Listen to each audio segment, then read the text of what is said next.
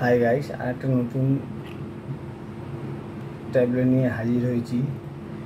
নিউট্রিক্স XP adult, এটা একটা protein multivitamin গ্রুপের ট্যাবলেট।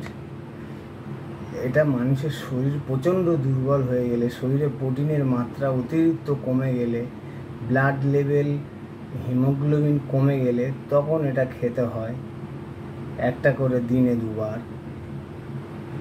কারণ সেই সময় পেশেন্টের অবস্থা সিরিয়াস থাকে। এর সঙ্গে আরও অন্য কিছু ওষুধ দেওয়া হয়ে থাকে।